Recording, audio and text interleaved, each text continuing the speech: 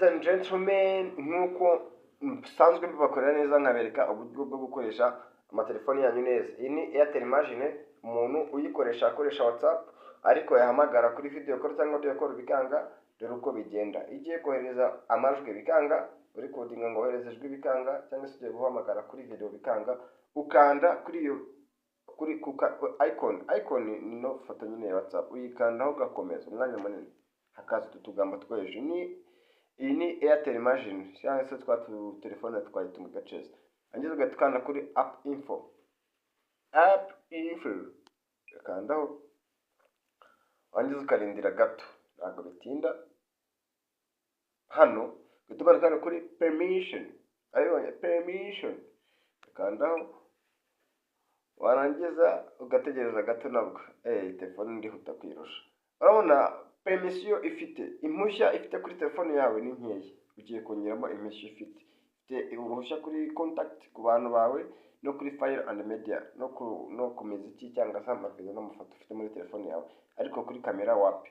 Kongeraho kamera, kanda kuri kamera, ugashyiraho allow only while using the app, ukabyemeza, ugasubira inyuma, ukagaruka ukongeraho location cyangwa se microphone. Yes, kuko video ikenera na microphone kugira ngo ufate amajwi. Ugasubira inyuma, uvuga ngo uri kongerera uruhushya WhatsApp yari ifite uri kuzongeramo, ukaza kongeraho call log, sibyo, ukaza kongeraho location kugira ngo nyine n'umuntu uguhamagaye amenye, na telefone imenye aho uherereye, igitanga ahantu uherereye kurange neza.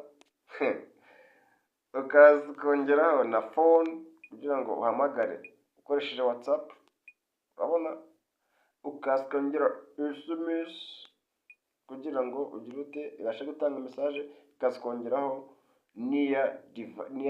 nearby device kugira ngo telefone ikwegereye ibashe kwaccessinga, cyangwa se iri hafi yawe ibashe kwaccessinga.